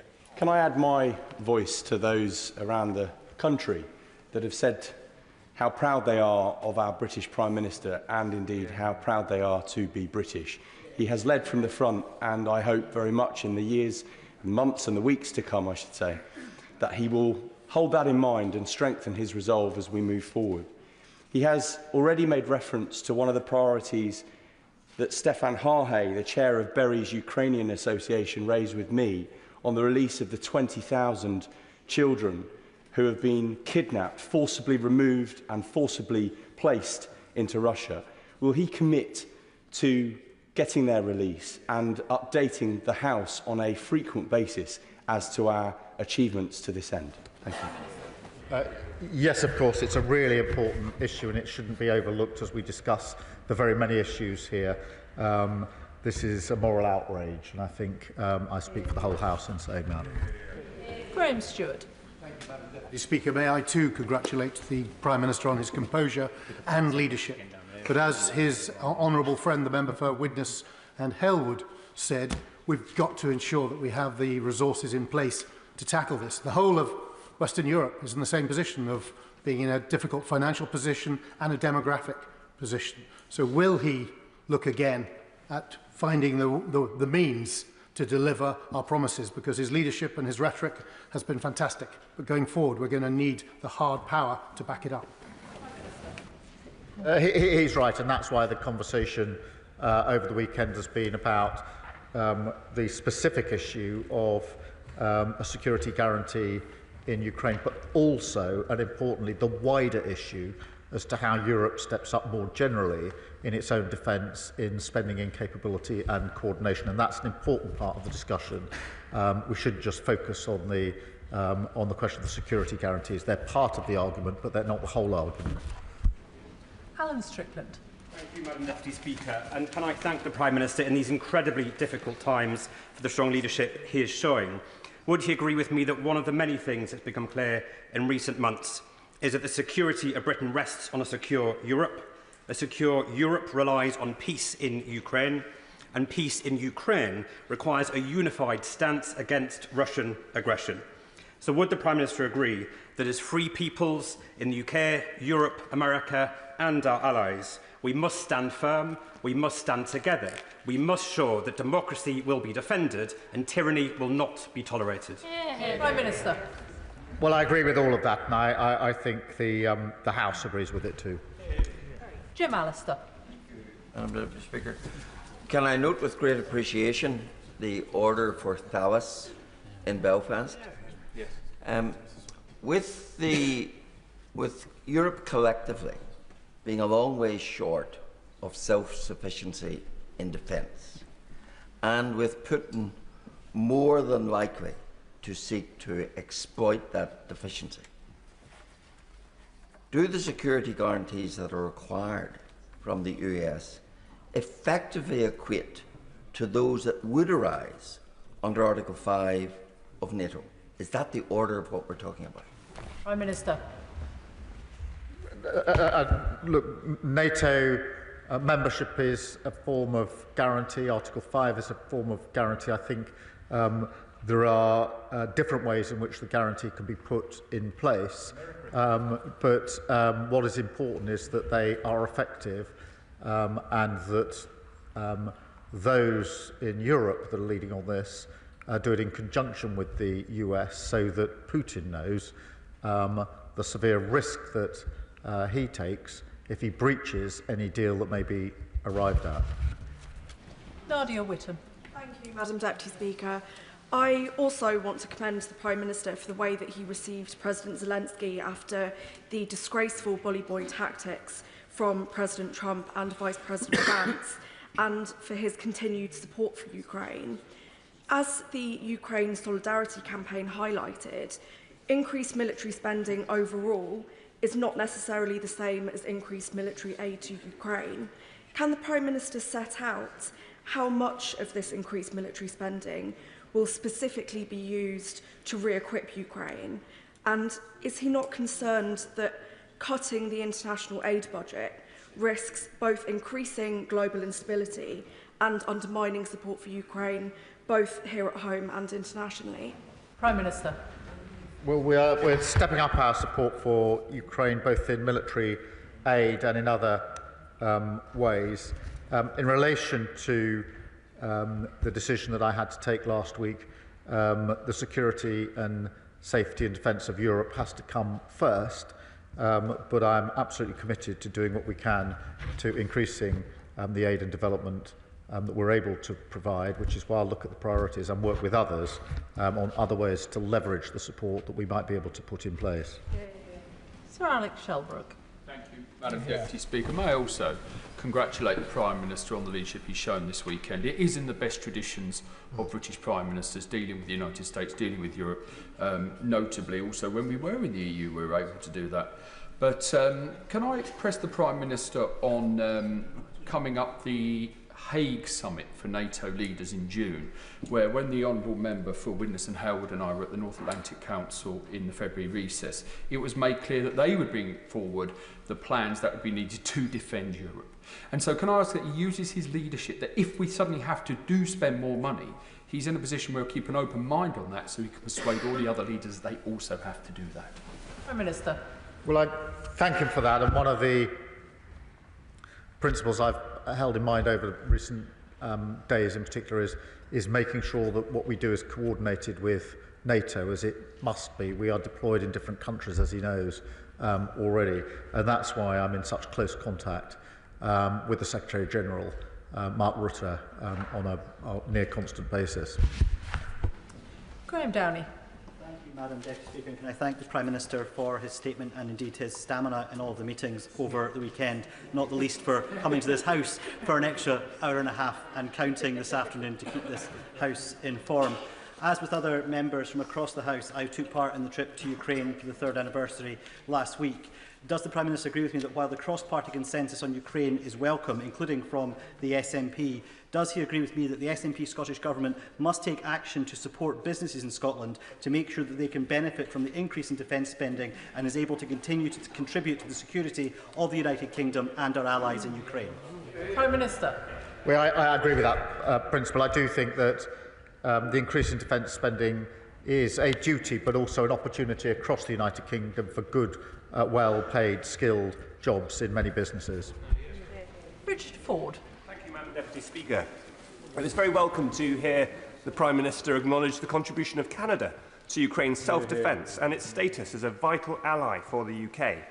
Last week, the Prime Minister was asked in the US by the press about President Trump's repeated calls for Canada to become a state within the US. The PM answered that he and Trump didn't address that issue, didn't address Canada. Yet, wasn't this meeting a good opportunity to remind President Trump about sovereignty, independence, including that of Canada? Yes, but it's a serious point. In the time we had available, I was most anxious to discuss the question of security guarantees, and that's why I devoted the vast amount of time I had there. But on the question of Canada, I think we should be absolutely clear. Canada is a vital ally to the United Kingdom, to the Commonwealth, and has played a leading part in relation to Ukraine, not least on the vital training that they have provided. And we should be very proud of what the Canadians have done. Jeevan Sander. Madam Deputy Speaker, I'd like to put on record my thanks indeed. I know the entire House thanks the Prime Minister for the leadership he has shown over the weekend, and in particular as well in his statement today talking about stepping up the pressure, the economic pressure on Russia. Now, as things stand, we know that Russia is circumventing the oil price cap. It's being sold above $60, around $190 billion flowing to Putin from his oil sales last year. And we in this country, in London, are in a unique position to enforce that cap because we know that the insurance that those tankers depend upon is written within London. So can I ask the Prime Minister to assure us that he will strengthen the oil price cap as much as possible, and may I request a meeting with the Minister to discuss how we can strengthen it in more detail? Prime Minister. Well, I thank him for his question. He's right. We do need to take further measures, and that's why we've taken specific sanctions against the shadow fleet and oil producers to tackle this very issue. David Reid. Thank you, Madam Deputy Speaker. And credit where credit is due, and I commend the Prime Minister for the leadership that he's shown over this past week. Many members across this House will understand the range of emotions that are felt before deploying on global operations. So would the Prime Minister please give a message to our brave men and women from across our armed forces that are mentally preparing to deploy to Ukraine? Prime Minister. The message would be thank you for everything you do, and we support you in everything that we do. Josh Dean. Thank you, Madam Deputy Speaker. And can I thank the Prime Minister for his leadership on what is the defining moral issue of our time. There is no end of support for the Ukrainian people in Hertford and Stortford, but it has been an incredibly difficult time for those Ukrainian families who have found safety in our community. Will the Prime Minister take this opportunity to directly reassure the Ukrainian community in my constituency of his commitment to work with international allies to end Russia's illegal invasion and bring a just and lasting peace to Ukraine? Minister. Yes, I will, and I know that the Ukrainian communities here in the United Kingdom are extremely anxious, particularly so in the last few days, and speaking myself to some of them, particularly those that have come from areas that are occupied by Russia. They're extremely concerned about the ongoing situation. Lisa Smart. Thank you very much, Madam Deputy Speaker. I very much agree with the Prime Minister's remarks about the steadfast support for Ukraine across the United Kingdom. And if my inbox over the weekend is anything to go by, my Hazel Grove constituents agree with me too. I also agreed with the comments from the Foreign Secretary last week about the need to move from freezing to seizing Russian assets, the principle, not just the interest. The Prime Minister remarked that this was a complicated issue, and anybody sensible would absolutely agree with him. What efforts is he taking with ministerial colleagues and others to simplify this issue so that we can strengthen the hand of our brave Ukrainian allies? Prime Minister. Well, we are doing what we can. I think this, it's not just something within the UK. Frankly, it's something that came up yesterday in the discussions. If there is any possibility of going further, and I don't know whether there is, then it's going to have to be done with other countries at the same time. I don't want to get ahead of myself because it may simply be too complicated and too risky, but certainly there's an appetite now to look more closely at the possibilities of looking at these assets. John Slinger. Thank you, Madam Deputy Speaker. At the weekend, a Ukrainian constituent said to me, "As the bombs fell on my city last night, one thing remains unchanged. No one here wants a peace built on surrender or at the cost of dignity. So to those who stand with us, not just in words but in truth, thank you. Does the Prime Minister agree that strong diplomacy, such as his, that encourages friends to defend our values, Ukraine and the international rules-based system, is in the permanent interest of the UK, Europe, the United States and the wider world, and that it honours our Ukrainian friends who have sacrificed so much?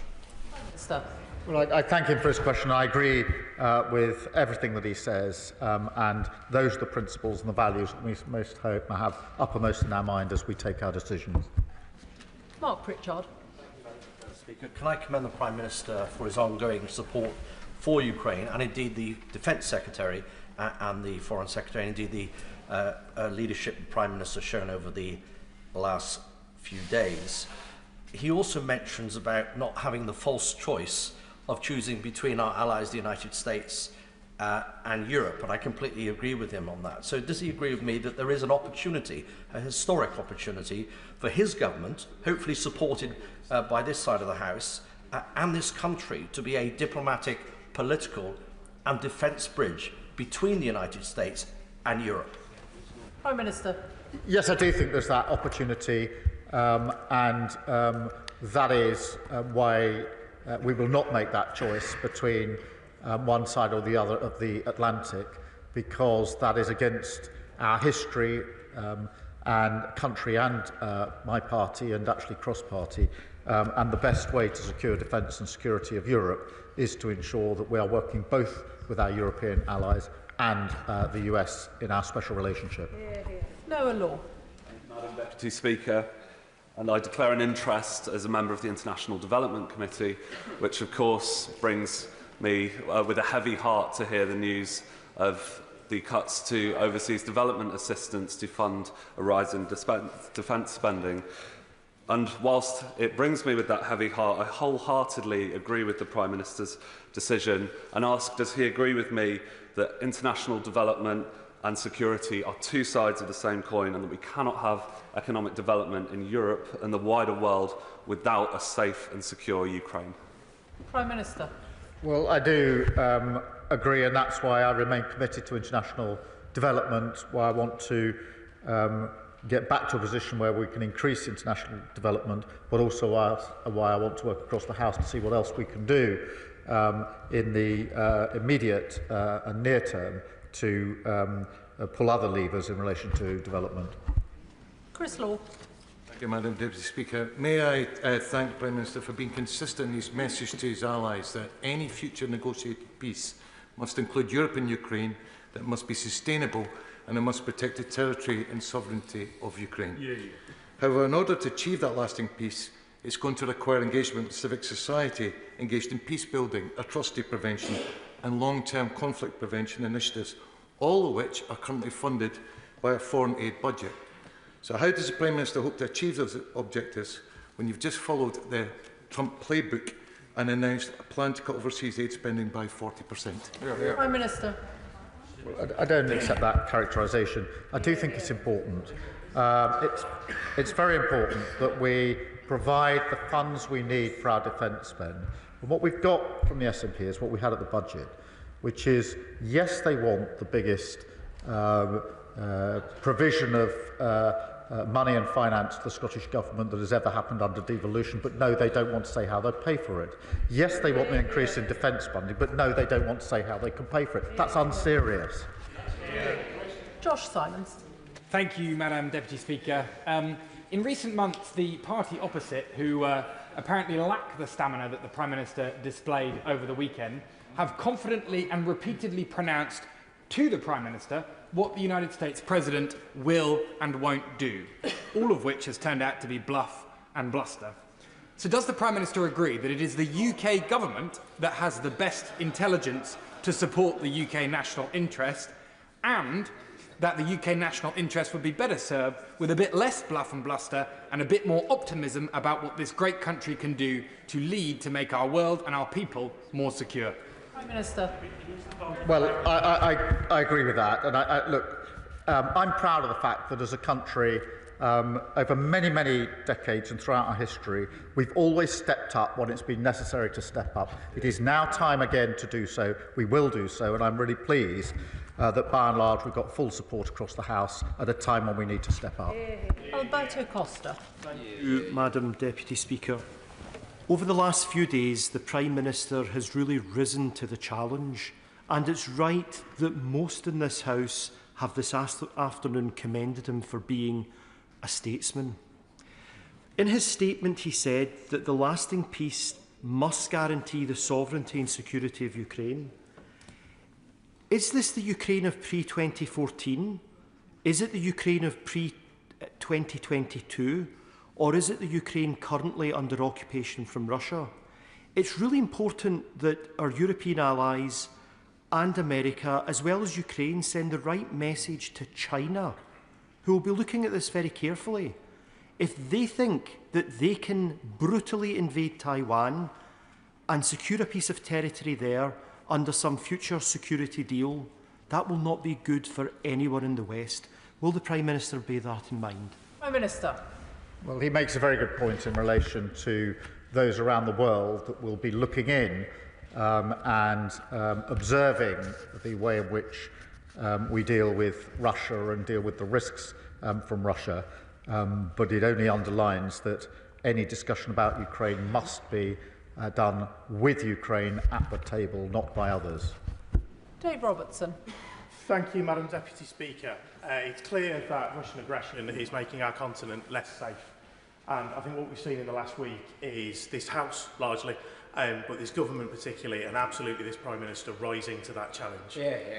Can I ask my right honourable friend what steps he's going to take to ensure that our European allies also rise to that challenge and commit to spending 2.5% of their GDPs on defence? Prime Minister. We're working together to do what we can to ensure that all of our colleagues rise to this particular challenge. That is to do with capability, spending and coordination, and that's amongst the things we've been discussing quite intensively over this weekend. Luke Evans. The difference between decent and deceit may only be one letter, but it's the gap. The gap defines a man's character, and after what we saw on Friday, whatever the context of that meeting, when the Prime Minister next speaks to President Trump, will you remind him of this and make sure that decency is at the centre of any of those negotiations? Prime Minister. My absolute focus, I mean, look, nobody wanted to see what we saw on Friday. I don't think there's any dissent to that. But it is important that we pragmatically work forward to what matters most, which is lasting peace in Europe. And that is what conditions the approach that I've taken to this throughout the last few days. Andrew Lewin. Thank you, Madam Deputy Speaker. I want to thank the Prime Minister for his leadership and particularly the difficult but decisive decision to have that immediate increase in defence spending. But he said earlier from the dispatch box that the tough choices were not done, and he's absolutely right. And with a view to the future, I wonder if he's able to say a little bit more about this idea of a rearmament bank, and whether, whilst I appreciate this is only at conceptual stage, it's something that we could do together with our European allies, but also our friends in the Commonwealth as well. Minister. Look, I do think we should look at all options, and I think this is one of the options that should be taken very seriously, and that is what we're doing. It is important. Ben Maguire. Thank you, Madam Deputy Speaker. I commend the Prime Minister's efforts to galvanise Europe and make it clear Ukraine's security is Europe's security.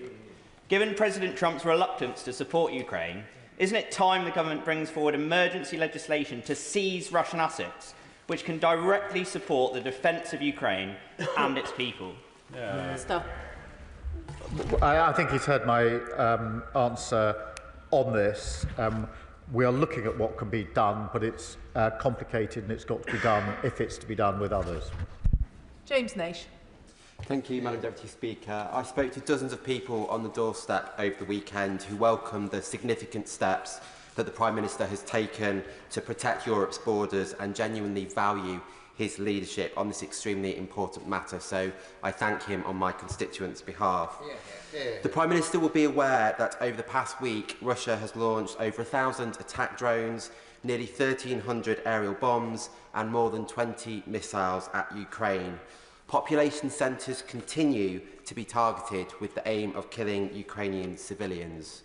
Would he agree that strengthening Ukrainian air defences is pivotal, and welcome Lithuania's announcement last week that it will soon hand over RBS-70 short-range air defence systems to Ukraine?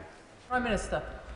Well, he makes a good point, and we should not lose sight of the fact that whilst we're discussing security guarantees and the like, Russia has been unrelenting in its attack on civilians, ramping it up whilst we talk of how to resolve this issue. And of course, we should do everything we can to assist them with their air defences. Dr. Kieran Mullen. Deputy Speaker, the Prime Minister will know that one of the challenges is American voices that suggest their focus should be on China and not Europe. I think a victory for Russia would also be a victory for China. But at a time when we're asking America to focus on our strategic interests, we should be willing to demonstrate our commitment to theirs. So in that regard, could he reconfirm his commitment to AUKUS and update the House on progress in that regard? Prime Minister. Well, let me recommit to AUKUS and our strong support for AUKUS, and the point he makes is absolutely right, that China is watching very carefully what is happening in Russia, and we should always bear that in mind. Mark Sewards. Thank you, Madam Deputy Speaker. It's clear that through his actions over the last few days, and indeed the questions that have been asked across the House today, that the Prime Minister has restored Britain's place on the world stage. As a patriot, I thank him for that. It's also clear just how hard he's working to ensure that there is a sustainable and lasting peace in Ukraine. Now, I still find myself speaking to individuals, and I believe they are a minority, who question why we are still sending money to Ukraine. Why isn't this money being spent on Britain? Please can the Prime Minister say what he would tell them, why it's in Britain's direct national interest to ensure Ukraine wins this peace from a position of strength? Prime Minister. Well, he makes a very good point. It is in our national interest because insecurity and conflict in Europe always washes up on our shore. It has already done that. The cost of living crisis is far worse because of the conflict in Ukraine. Oil prices, energy prices have gone through the roof in the last few years because of the conflict in Ukraine. Working people in Britain are already paying the price, and there will be an even bigger price if we do not have a sustained and lasting peace in Ukraine. This is about Ukraine's sovereignty, of course it is, but it is also about the safety and security of Europe and the safety and security of our country. That's why it's in our national interest for us to take the steps that we're taking. Neil Shastri-Hurst. Thank you very much, Madam Deputy Speaker, and may I join others in commending the Prime Minister for his diplomatic leadership over the last few days. Can the Prime Minister set out what steps he is taking to discourage third nations from providing hardware that the Russian military can then use to prosecute their illegal war? Prime Minister. He makes a very good point, and we're doing everything we can and bearing down on those third parties that are providing support in whatever form to Russia, and will continue to do so. Clive Jones. Madam Deputy Speaker, I commend the Prime Minister's efforts in making sure that Europe continues to support the defence of Ukraine. The United States, however, have changed the conversation on Ukraine by appearing to put Russia first. The United States Defence Secretary now claims Russia is not a significant cybersecurity threat to the US anymore. Elon Musk is publicly calling for the US to leave NATO, and the US Vice President is an effective mouthpiece for Vladimir Putin in the Oval Office. Considering all of this, does the Prime Minister think that ourselves and our European and our Commonwealth allies can keep President Trump on board until a fair settlement for all of the people of Ukraine is achieved? I've had extensive discussions with President Trump, and I believe him to be completely sincere in his desire for lasting peace in Ukraine. He's sincere about that, he's right about that, and that's why we will work with him to do everything we can to bring about that lasting peace. Bradley Thomas. Thank you, Madam Deputy Speaker. I too would like to commend the Prime Minister for his international leadership in promoting a long-lasting and durable peace in Ukraine. I'm pleased that the Prime Minister has reconfirmed the government's commitment to ensuring that sanctions on Russia are not lifted in the event of a ceasefire. But all of us know that there's a vehement determination on the part of Putin to protect his regime and Russian interests. In light of that, does the Prime Minister agree with me that it's critical that the government takes every action it can with international partners to ensure that Russia cannot circumvent international sanctions via its shadow fleet? Prime Minister. Well, he's absolutely right about that because, and that's why we need to bear down on the shadow fleet. We are doing that through sanctions and we're working with other countries to ensure that they do the same because it's a vital part of the work that we need to do. Jeremy Corbyn. Thank you, Madam Deputy Speaker. I'd like to ask the Prime Minister this. We all want to see an end to this ghastly conflict in Ukraine. We all want to see an end to the loss of so much innocent civilian life, as well as, of course, the deaths of soldiers of all sides. Can I take him back to the answer he gave to the member for Leeds East earlier? Under what circumstances does he envisage British troops being deployed in Ukraine? In what circumstances does he envisage them taking part in fighting activity against a belligerent? And will he guarantee that any such decision will come to the House before any such decision is taken? Well, I thank him for his question. There's one person that doesn't want lasting peace in Ukraine, and that's Putin. And that we have to hold centrally in mind. And that is why we need security guarantees in place, because Putin's ambitions show that if there is a deal, he won't keep it unless the security guarantees in place. So the guarantees are the guarantees, not of conflict, but of peace, which is, I think, what everybody in this House wants, including the Right Honourable Member. Of course, it's right that this House should have details and discussion of any security guarantees and the right to express its view, and I'll ensure that that happens. Nick Timothy. Thank you, Madam Deputy Speaker. Earlier, the Prime Minister said Russia is a menace in our waters and in our skies, and this is obviously correct. Can he tell us which individual minister has overall responsibility for the security of our offshore infrastructure, such as wind farms in the North Sea?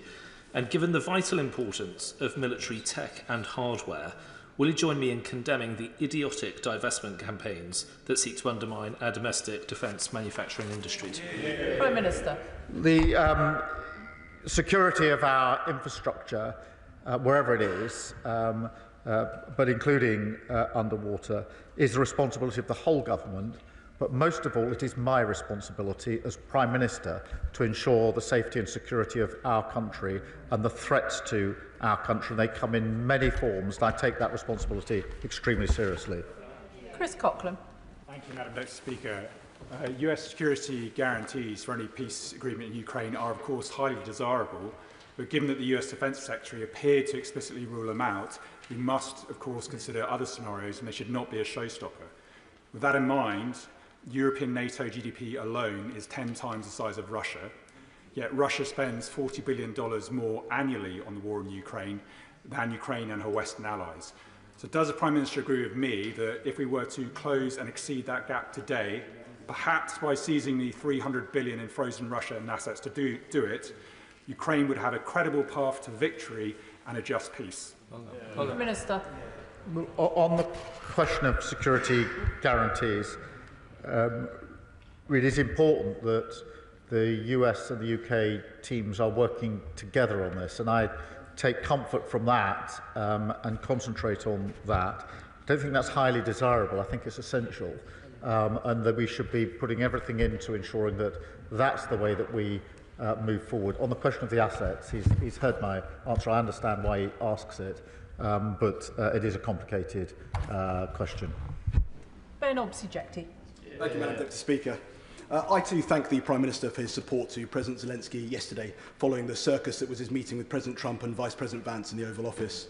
But following the Prime Minister's discussions with President Trump last Thursday, can the Prime Minister provide assurance regarding the ongoing presence in this country of the USAFE at current levels, and give reassurance that the US's £500 million DIO investment in the European Infrastructure Consolidations Project's new Joint Intelligence Analysis Complex at RAF Molesworth, also the home of the NATO Intelligence Fusion Centre, will not be put in jeopardy given the change in European posture of the new US administration? Prime Minister. I'm absolutely clear that President Trump and I want to strengthen the relationship between our countries. We've spoken openly about it. We are very close on defence and security.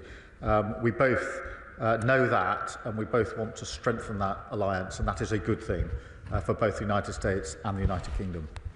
Robin Swan. Thank you very much, Madam Deputy Speaker, and can I thank the Prime Minister for his leadership over the weekend. In a statement, he talks about UK jobs, UK skills, UK finance pulling together for our national interest. So I can also welcome the announcement of the £1.6 billion investment in Thales and Belfast in regards to the procurement of those 5,000 air defence missiles, which will defend Ukraine, but will also defend our democracy. But while that investment in our private sector is welcome, can I just ask the Prime Minister also to remember to invest in our armed forces personnel, who we currently will require and who currently we need and want to support, as we ask them to step forward into a very challenging time as well. And while there may be those making comment around the quantity, can the Prime Minister also remind others listening and watching that it's the quality of our armed forces that count? Prime Minister. Well, he's absolutely right about the quality of our armed forces, and we're all very proud of what they do in the vital defence of our country. And I'm very pleased that we've been able to progress with the deal in Belfast, so those jobs, well-paid jobs, will be there in Belfast, and of course the jobs in the supply chains that will then feed in to that contract. James McCleary. Madam Deputy Speaker, and can I add my own congratulations to the Prime Minister on this weekend's successful summit. It was refreshing to see a British Prime Minister not only standing alongside our allies but working constructively with them and putting us at the heart of Europe where we belong. So can the Prime Minister tell me how he intends to maintain the positive momentum from this weekend and ensure that Britain's voice is heard loud and clear, particularly in the European Union, as they continue their own internal discussions on how to support Ukraine and counter the threat from Russia? Minister. I thank you. We will continue our discussions with our European allies. They have meetings this week. There are further follow-on meetings planned coming out of yesterday. But obviously, as he will understand, between those meetings, we're in constant touch with each other about how we take forward the plans that we're working on. John Cooper. Thank you, Madam Deputy Speaker. Scottish soldiers could be on the ground in Ukraine within a year. That was the headline in the Herald newspaper this morning, based on quotes from First Minister John Swinney in answer to questions from the BBC. Notwithstanding that the British armed forces have many fine and gallant young Scots serving with them, can the Prime Minister confirm that the decision, the burden indeed, on deploying British troops anywhere sits with him and with this House, and not with a divisive First Minister and the head of a devolved administration? Prime Minister. Yes, and a good thing too, because I think the First Minister confirmed his view that we should weaken our defences by getting rid of the nuclear deterrent. What a good thing it is that the security and safety and defence of the whole of the United Kingdom rests with this government here. Callum Miller. Thank you, Madam Deputy Speaker. May I thank the Prime Minister for his statement and for his leadership. He will have heard the support of the Liberal Democrats and many across the House for his leadership in Europe and for correctly identifying Russia as the threat in this scenario. So I wonder if he shares my concern, having referred earlier to the Russian cyber threat to the NHS, amongst other things, that overnight US Defence Secretary Hesketh has announced the stepping back of US counter-cyber measures against Russia. Does the Prime Minister believe that this is a good choice by the Americans? I'm not going to provide a running commentary on American decisions, but on the point he makes, there have already been attacks, cyber attacks on our NHS, and we have to be vigilant to those attacks. The Russian threat is multifaceted, and everything pretty much is being weaponised, and that's why it's important that we make the link with what's happening in Ukraine back always to what's happening in our country.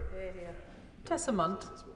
Thank you, Madam Deputy Speaker. Can I thank the Prime Minister for everything he has done over the last few days? It's admirable. Can the Prime Minister endeavour to ensure that we prioritise military spending on outcomes rather than strictly the amount of money that's spent? As the rush to avoid criticism of underspending very often means that cost effectiveness can be lost. And the budget from the defence and international aid should be viewed as a rolling average over several years rather than annually, so as to avoid the accounting gymnastics that might happen every March. Well, I thank her, and it is really important that as we spend more on defence, we make sure that we get value for the money that we're investing and the best capability, because she's right, it's the outcome in a sense that matters here, which is why the strategic review is going through the challenges that we face and the capabilities to make sure that they match up. But she's absolutely right about the need to make sure that there is value for money and we're getting the best we can in terms of the capability that we need. Andrew George.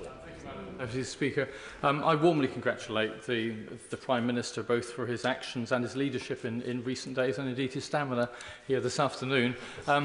Apart from Putin's puppets who scampered from this chamber more than an hour ago, the rest of this House knows fully well that support for Ukraine is essential to maintain a rules-based world order. The question that we are all wrestling with politically is how we pay for it. Now, he said in his statement that we're at a crossroads in history and this is a new era. Surely in these circumstances it is a moment when the Prime Minister and the Chancellor maybe need to look again at the straitjacket of their fiscal rules and start taxing the wealthiest in this country rather than building this essential, important investment in defence on the backs of the poorest. Well, I thank him for his question. I do think it's really important that we are able to fully fund the increase in defence spending. We're able to explain where the money is coming from straight away. We need certainty and security in our economy, and we shouldn't lose sight of the fact that if we lose security in our economy, all of our budgets will be affected by that, and we will all be a lot poorer for it, which is why we've taken the approach that we have. Fiscal rules are important. We will stick to them. But we will look with others at innovative ways of ensuring that we can raise the necessary money as we go forward. Final question, Jim Shannon. Thank you, Madam Deputy Speaker. I've definitely got the strongest legs in this chamber. I've been bobbing up and down here for about 3 hours. Anyway, can I thank the Prime Minister very much for his statement and his leadership. As you will know, Madam Deputy Speaker, and everyone will know in this House, I'm very proud to be British. And this weekend, the United Kingdom of Great Britain and Northern Ireland are very proud of our Prime Minister for his stance, and I welcome that. And I wish to convey that to him from my constituents and from everywhere and everyone I've spoken to. Whilst as a party we welcome the contract for £1.6 billion to supply thousands of advanced air defence missiles to Ukraine, announced by the Prime Minister yesterday, and on the front pages of the papers in Northern Ireland today, the deal will also secure 200 new jobs for Talis as well. The Honourable Member for East Belfast wishes to thank the Prime Minister as well. The majority of the people who work in Talis live in my constituency of Strangford. According to the member for East Belfast, I'm very pleased with that. So this means extra work for my constituents and a few extra jobs. I welcome equally the very clear indication that we are standing firm in support of Ukraine as it battles against Russia. So will the Prime Minister please confirm that this support will seek to broker peace, but ensure that this is not until the right thing is done by the people of Ukraine, and this remains our foundational principle. Thank you. Minister. Well, I thank him, and on the principles he's right, and I'm so pleased about the jobs in Northern Ireland. As for the bobbing, it was when I came here 10 years ago to see this sort of joint gym session that we go through in these debates, particularly long ones, is something to behold. But I suppose it does keep us all a bit fitter and a bit healthier, which has to be a good thing. Thank you. Can I thank the Prime Minister for his statement this afternoon? There'll just be a few moments so the front benches can swap over.